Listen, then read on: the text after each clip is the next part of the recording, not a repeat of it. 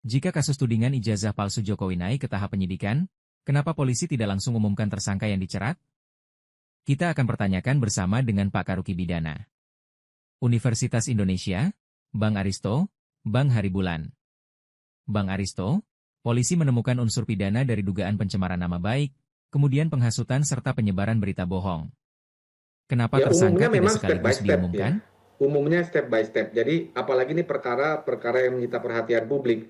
Jadi yang pertama gelar perkara dulu untuk mencari apakah ada tindak pidananya atau tidak. Sederhananya ini ada kejahatan atau enggak. Setelah ada kejahatan, step berikutnya adalah mencari siapa yang jahat.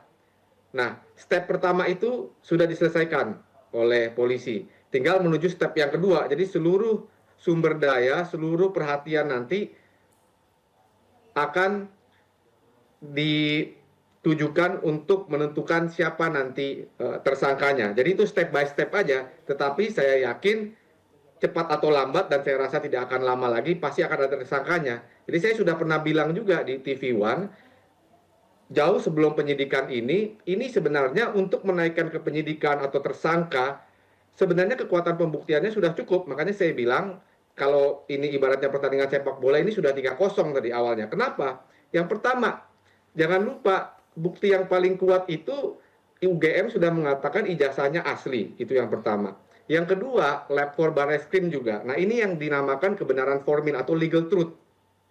Dan sistem pembuktian di Indonesia ini, mohon maaf, rendah memang.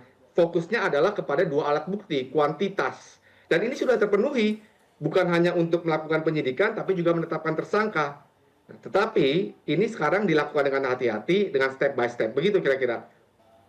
Menurut standar pembuktian Indonesia, ini sudah memenuhi ya, penyidikan bahkan untuk penetapan tersangka. Nah, yang dilakukan kubu Roy Suryo itu adalah dia memberikan jarak kepada yang dinamakan legal truth atau kebenaran formal. Kebenaran formal ini adalah kebenaran yang didefinisikan oleh otoritas. Apa itu? Tadi statement UGM, itu asli, betul dikeluarkan oleh mereka. Kedua, lapor Barreskrim. Itu kan adalah kebenaran otoritas.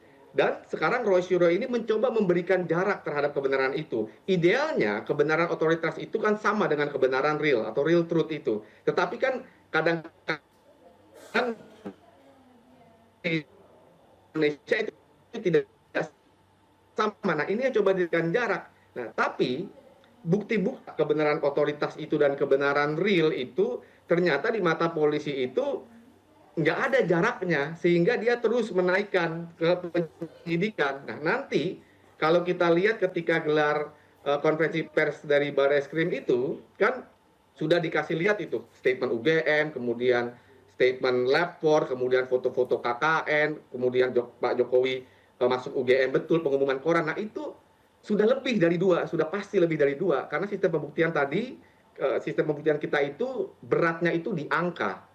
Nah, persoalannya siapa nanti jadi tersangka itu tinggal waktu.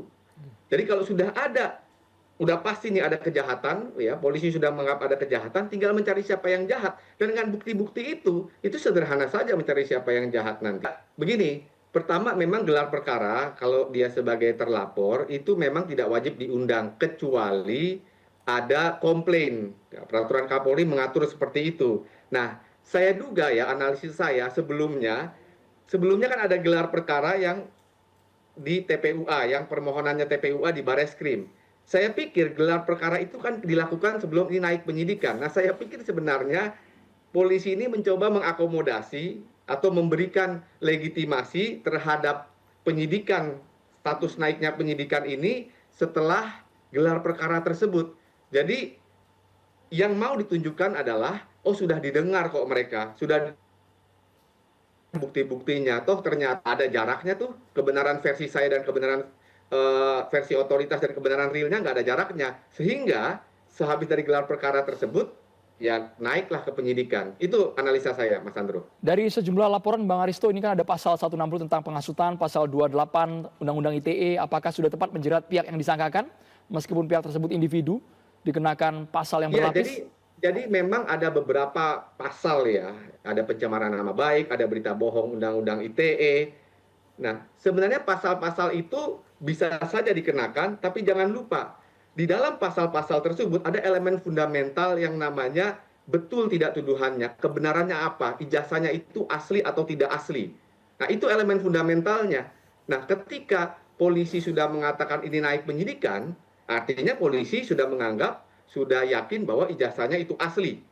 Nah, itu yang saya bilang kebenaran formal, kebenaran otoritas. Jadi didefinisikan oleh otoritas bahwa itu asli. Nah, sekarang kan coba diberikan jarak yang tadi saya katakan. Nah, ini saya juga mau mengatakan bahwa nanti ketika sudah ada tersangkanya, kan sekarang mereka Roy Suryo dan kawan-kawan menganggap, oh kita belum pernah lihat asli dan lain-lain dan lain-lain. Kita tahu asli hanya dari klaim otoritas. Nah, ini pentingnya.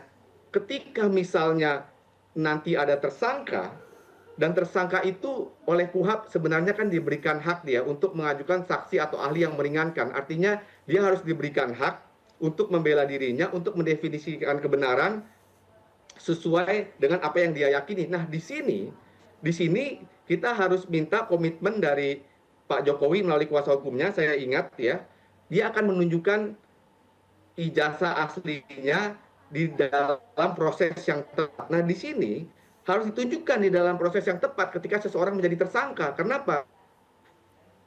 Dia tinggal satu langkah, dua langkah lagi dirampas kemerdekaannya. Nah, artinya dia harus diberikan akses terhadap ijazah itu sehingga keputusan tadi, kebenaran formal versi otoritas itu bisa diyakini sama dengan kebenaran aslinya. Bang Aristo, Gitu, selain Pak Jokowi sebagai pelapor, ada juga pelapor lain yang dianggap LP-nya tidak diterima, tapi ada juga yang diterima. Itulah yang membuat Roy Suryo aneh. Para pelapor yang tidak punya ikatan darah, hubungan langsung, hubungan keluarga dengan Presiden ke-7 Jokowi, kenapa tetap dilanjutkan prosesnya? Karena begini, karena pasalnya adalah pasal berita bohong. Jadi berita bohong itu yang menyebabkan konflik. Nah, putusan MK mengatakan kalau berita bohong menyebabkan konflik itu konfliknya harus real. Jangan juga di online. Nah, ini tugas polisinya. Artinya kalau pasalnya Undang-Undang ITE tentang berita bohong penghasut Pak Jokowi, tapi mewakili masyarakat yang resah bisa juga secara teoretikal. Itu yang pertama. Tapi jangan lupa syarat yang kedua. Mahkamah Konstitusi sudah mengatakan kalau mau memakai pasal-pasal berita bohong, ya, pasal-pasal seperti itu harus dibuktikan ada konflik yang betul-betul konflik di dunia nyata. Jadi konflik misalnya perang-perang komentar atas netizen itu tidak bisa dijadikan dasar. Nah, kalau pertanyaan Mas Andro, bisa nggak sih pasal itu dikenakan? Ya bisa. Apakah semua prasyarat yang memenuhi untuk pasal itu dikenakan? Indikasinya iya, karena sudah penyidikan. Tapi apakah seluruhnya memenuhi sehingga harus ditetapkan tersangka, sehingga bisa ada tersangka? Nah, itu yang kita harus lihat. Polisi juga harus membuktikan bahwa memang ada konflik di dalam masyarakat yang real, bukan hanya konflik antar netizen, konflik yang ada di dunia maya. Gitu, Mas Andro. Soal keraguan keaslian ijazah Jokowi ini, Bang Aristo, pihak Roy Suryo juga mempertanyakan kenapa ini hanya dibuka di posisi kepolisian, harusnya kan dibuktikan saja di pengadilan, ini asli atau tidak. Inginnya pihak Roy Suryo ya dibawa ke persidangan, bukan berhenti di polisi. Iya loh, persidangan yang mana? Kan ini belum ada persidangan. Jadi yang ada kemarin kan persidangan di Solo ya, persidangan perdata tapi itu. Nah, di Solo mengatakan, oh ini bukan otoritas saya, karena ini perkaranya ada dimensi pidana, ada dimensi tata usaha negara. Itu namanya perselisihan prayudisial, sehingga bahasa hukumnya itu tidak dapat diterima karena ini bukan wewenang saya. Oleh karena itu dipindahkanlah prosesnya kepada proses pidana, bahwa betul dalam proses pidana itu nanti ijazah itu adalah alat bukti utamanya, karena elemen tadi saya bilang elemen fundamental pasal ini benar ijazah itu asli atau tidak. Nah, kita bicara apa itu definisi asli. Tapi yang saya mau katakan adalah ya supaya ijazah ini dapat ditunjukkan kepada Roy Suryo dan kawan-kawan. Kenapa? Ya dia harus diberikan akses membela dirinya. Apa yang dia mau bela dirinya kalau dia tidak pernah lihat ijazahnya? Begitu, Mas Andro. Jadi kalau menurut Bang Aristo, alat bukti dari pihak Roy Suryo dari kacamata hukum pidana, apakah memang betul ini artinya tidak kuat sehingga proses ini ke penyidikan, tersangka bisa mengarah ke mereka dugaannya? Atau seperti apa, Bang Aristo? Ya, dengan situasi sekarang ya kelihatan ini anginnya ini ke arah kubu Pak Jokowi. Ya artinya bukti dengan naiknya penyidikan ini dengan bahasa sederhana, bukti-bukti yang diberikan kubu Pak Jokowi itu lebih kuat daripada bukti-bukti yang diberikan oleh Pak Roy Suryo. Kenapa? Karena yang di Barreskrim gini, yang di Barreskrim itu kan perkara yang kubu Pak Roy Suryo itu attack Pak Jokowi, yang TPUA. Nah itu dihentikan, itu satu. Sedangkan yang di Polda, ini kan Pak Jokowi yang dalam tanda petik attack atau defense lah dia. Dia attack Pak Roy Suryo dan kawan-kawan. Nah ini sudah naik penyidikan. Nah artinya dengan bahasa sederhana, buktinya Pak Jokowi itu lebih meyakinkan. Dan secara terbuka kan kita bisa lihat bahwa ada dua bukti utama menurut saya. Bukti yang pertama adalah UGM. UGM sudah mengatakan itu asli dan dia mengeluarkan. Nah itu susah membantah bukti itu kecuali Pak Roy Suryo itu bisa membuktikan UGM ini bersekongkol untuk memasukkan ijazah. Nah ini sulit untuk menyerang jantung pertahanan ya dengan argumentasi seperti itu agak sulit ya. Nah makanya sekarang yang dilakukan oleh kubu Roy Suryo itu dia menyerang lewat pinggir kalau saya katakan ya. Apa maksudnya lewat pinggir? Jadi pertama misalnya soal membandingkan ijazah, oh huruf A-nya yang ini lebih masuk, yang ini nggak masuk. Lalu kemudian gelar profesor, mestinya pembimbingnya belum profesor tapi itu udah doktor. Betul itu adalah indikasi-indikasi, tapi itu masih menyerang lewat pinggir-pinggir, belum menyerang lewat jantung pertahanannya. Itu begitu analisa saya, Mas Andro. Baik. Bukti keduanya, Bang Aristo, untuk bukti keduanya agar paling tidak memuaskan pihak Roy Suryo. Bukti yang kedua adalah lab 4 dari Barreskrim Polri. Dan jangan lupa Barreskrim kan mengklaim dan kubu Pak Jokowi juga mengklaim bahwa dia yang diperiksa secara analog di lab itu adalah ijazah aslinya. Berarti ada ijazah aslinya. Nah, dua bukti ini, itu yang saya katakan, itu harus dibantah, harus diserang, harus di-counter. Dengan apa? Yang pertama, itu yang saya katakan, memberikan jarak antara kebenaran otoritas dengan kebenaran real. Nah, bagaimana caranya? Ya salah satunya adalah membuktikan yang pertama bahwa UGM ini juga bersekongkol nih, dengan memasukkan ijazah, bahwa ijazahnya itu dikeluarkan secara tidak resmi. Karena gini juga Mas Andro, ada beberapa definisi asli ya, misalnya, asli yang pertama ya tentu asli yang dikeluarkan, ya asli dan palsu. Yang kedua, apakah betul pernah dikeluarkan asli tapi hilang kemudian dicetak ulang. Yang ketiga, betul ijazahnya dikeluarkan oleh UGM, tetapi cara mendapatkan ijazahnya mungkin tidak betul. Apa misalnya? Nah itu yang diserang Pak Roy Suryo, misalnya, oh skripsinya nggak ada, skripsinya meragukan. Atau yang keempat, betul-betul palsu.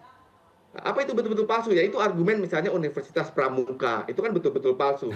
Nah, ini juga saya mau tahu sebenarnya definisi dari variasi asli dan palsu ini yang mana yang diserang oleh kubu Roy Suryo dan Rismon CS ini. Sehingga kita bisa tahu sebenarnya apa tujuan argumentasinya, apa arah argumentasinya untuk mengatakan bahwa ijazah itu palsu, gitu Mas Andro.